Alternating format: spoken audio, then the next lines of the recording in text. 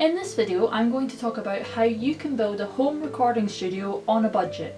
I'll talk about the different gear I use to record the audio for my music videos, and I'll also talk about the different gear that I use to actually film my music videos themselves. If you're new to my channel, you can check out my music videos here and take a listen to the quality of the audio that I'm able to produce using this gear. Also, if you think you would like to purchase any of the gear that I talk about in this video, then I have affiliate links down in the description below where you can check out all the different gear that I talk about. Okay, so let's get started. The first thing you're going to need when building a home recording studio is a microphone. There are three main types of microphones. There are dynamic microphones, which is the ones you usually see people doing live performances with. There are also condenser microphones and ribbon microphones. Now, if you're wanting to record instrumental or vocal parts, probably the best type of mic for you is going to be a condenser microphone, and that is what I have here. So this is the Aston Origin condenser microphone. This microphone has a cardioid polar pattern, which means it's only picking up sound from this front section here and isn't picking up sound from the back. Now, this thing here that I've put in front of the microphone, this is called a pop filter, and this basically stops any sounds like P's or B's, you know, those harsh letters, from making a popping sound when you're talking or singing into the mic. So you can pick these up for pretty cheap. I think this one cost me around a tenner, just over a tenner. Or if you want, you can make your own one at home. Just get an old coat hanger, tie it in a circle, and then put an old pair of tights over the top of it. So what does the audio quality of this mic sound like? Well, so far you've heard me talking through the audio of the internal mic of the camera. And here is what I sound like through the internal mic on my phone camera. But if we now turn to the actual Aston Origin mic itself, here is what I now sound like through the Aston Origin mic. So can you hear the sound difference through this mic compared to my camera mic and my phone mic? So this is what I use to record my violin, my guitar and my vocal parts. And then I can add effects like reverb, but obviously the reverb sounds really weird here with me just talking into the mic itself. So you're probably wondering what this big purple thing is behind the mic that I have here. So this is called the Aston Halo reflection filter. So this is a mic shield that helps to cut out any sound that's coming from behind the mic. So for example, this is me talking into the front of the mic, but if I move round to the back of the mic here, can you hear the sound difference? Can you hear me anymore? And I'll move back round to the front of the mic, and then you should be able to hear me a lot clearer. So I would highly recommend getting one of these if you have the budget. It does help to cut out a lot of background noise. But if you don't have the budget for this, an alternative would just be getting like a duvet, pillows, mattresses, stuff, and piling that up behind the microphone to try and dull the sound of any of the background noise. The next thing you're going to need is a mic stand to go with the mic itself. So here I have the Gravity MS4332B. This is a really brilliant mic stand. It's really sturdy, which it needs to be because this Halo reflection filter is actually really heavy. And if I had a lighter weight mic stand, it would just completely topple over all the time. So would absolutely recommend one of these. It's been brilliant so far. And this mic stand also has a lot of maneuverability. So I can move this here, I can flip this round down below, and this means that I can record, for example, if I'm sitting and playing guitar. The next key piece of gear you will need is an audio interface. So here I'm using the Roland Rubix 22. So what this does is it basically works as an external sound card for your computer.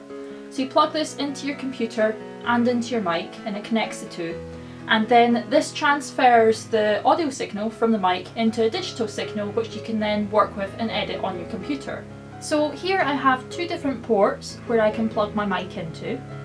Or if you're using, say, an electric guitar, you can plug in your lead directly into here as well. And the Roland Rubix has worked great for me so far, but I've also heard quite a lot of people recommending the Focusrite Scarlett series as well. So of course the next obvious thing you're going to need is a computer or a laptop. Here I am using a HP EliteBook 830 G5. This one has an i5 core processor, which so far I found to be fine for running all the programs that I need. The only limitation with this is it only has 2 USB ports. So I needed to get this USB multi-port adapter so that I could plug in all the things that I needed. I got this Lenovo one for about a tenner off Amazon. Then finally, the other key thing you're going to need is a DAW, otherwise known as a digital audio workstation. And this is the software that you need on your computer or laptop for recording, editing, mixing and even mastering your audio recordings. There are a bunch of different ones out there and a lot of people argue as to what the best one is. Personally, I use Cubase Pro 10. This is what it looks like on the inside. This is the orchestral part I created for one of my Ghost of Tsushima covers. So as you can see here, each of these different lines is a different instrument part, and you can edit these, add effects and all the rest of it. I would highly recommend Cubase. It's been great for me so far, and they now have a new version, Cubase 10.5, which is now available, so I'll leave a link to that in the description below as well. It's quite expensive but well worth the money. They also do deals as well for anyone who is a student or a teacher, and you can get it for a fraction of the retail price if you sign up as a student or a teacher. There are free DAWs out there as well, such as Audacity, but these free ones do tend to have their limitations and won't have all the features that you might want to use when editing your music. So I would definitely recommend buying one if you can. And if you are a Mac user, I've heard that Logic Pro X is a really good DAW for Macs. So as you'll see here, I have a digital piano, which is my Casio Privia PX870. This is a beautiful piano and it sounds amazing. And my favourite feature on it is the hall simulator. So this basically, when you're playing, it makes it sound like you're playing in a giant concert hall or cathedral. Now, even if you're not a piano player, a digital piano or a MIDI keyboard can be very useful in the music creation process, as you can plug these into your DAW and you can actually assign the keys to be any sort of different instrument sound, so a virtual instrument sound. So for example, I actually have this feature built into my piano itself, so I can make the keys, for example, sound like an organ.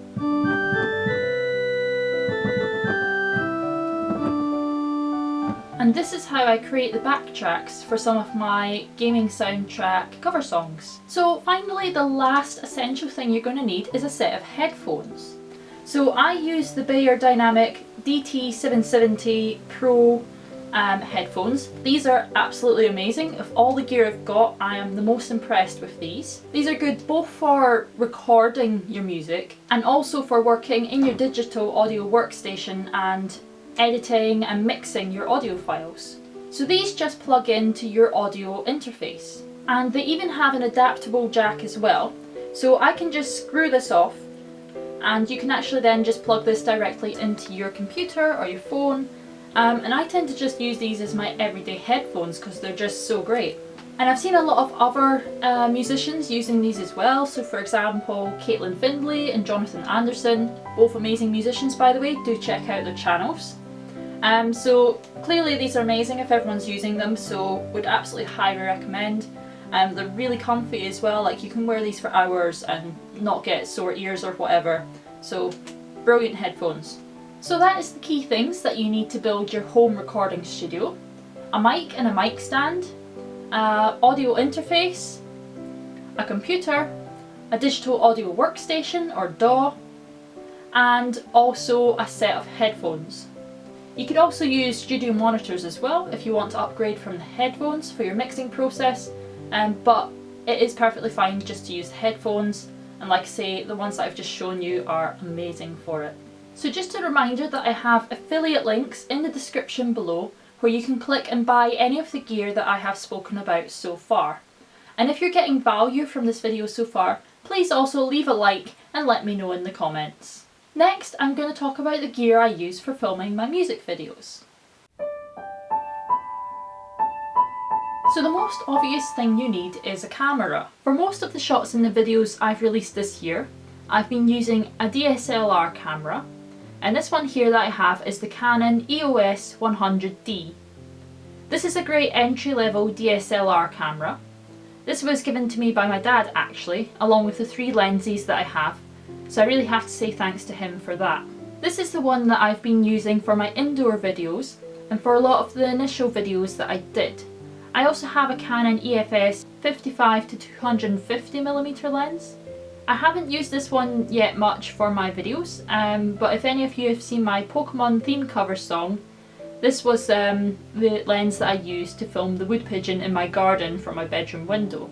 And finally I have a Canon EFS 18 to 135mm lens. This one's a lot heavier than my other lenses because it's higher quality. So this is the one that I've been using more recently for my more recent outdoor videos, and actually for my more recent indoor videos as well, and for this video. The lenses you use really do make a difference to the quality of the video you're filming, so it's not necessarily to do with the camera itself, it's the lenses that change the quality. So that's why the lenses tend to cost as much as the camera themselves. Of course, if you don't have the budget for a camera, these days cameras in mobile phones are actually pretty decent, and you can make videos just using your smartphone or iPhone as well. I've actually used my phone for quite a lot of my video footage. For example, quite a lot of the nature shots that I've got in my original videos, and just some of the general B-roll footage of outdoor stuff.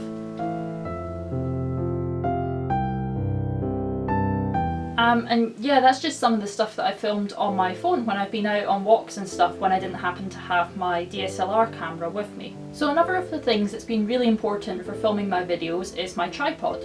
This is a very lightweight aluminium one that my granddad has kindly lent me. It certainly beats trying to balance the camera on top of a pile of books or whatever, but a pile of books would do the job if you cannot afford a tripod for just now. So my tripod does the job, but I would certainly like to upgrade to a more sturdy one in the future. One that's less prone to blowing over in the wind, for example, in my outdoor videos. Another key thing for recording my videos is my Bluetooth speaker. This is so that I can play along with the audio file that I have created, because when I go to actually edit my videos together, I get rid of the audio that goes with the video itself and replace it with my lovely, beautiful mixed and mastered audio that I've recorded through my mic. Otherwise, all you would hear is the sound of wind, particularly in the outdoor music videos, and you wouldn't hear any of what I'm actually playing.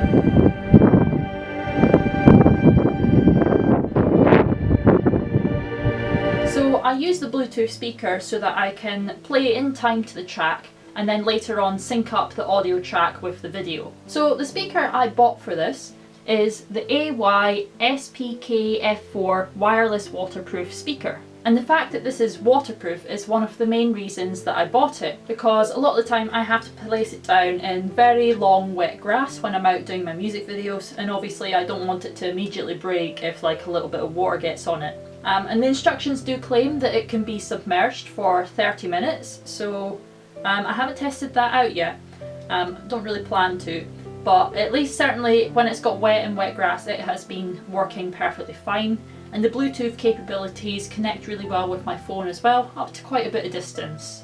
And it's also loud enough that I can actually hear it over the sound of the wind, so I can play along to it. So yeah, would recommend one of these as well. So another thing you have to consider when filming videos is the memory storage space. Video files are big and take up a lot of memory. So in my camera, I have a SanDisk 64GB SD card. This lasts me about 3 music videos before it gets full.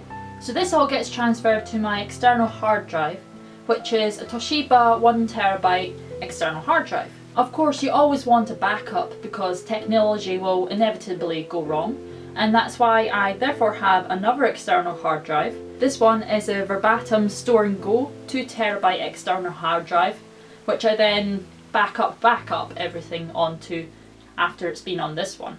Then for the actual video editing itself, I use Adobe Premiere Pro. So if you'd like to see some behind the scenes stuff of me editing my music videos, that's something that you can find on my Patreon page. So there you have it.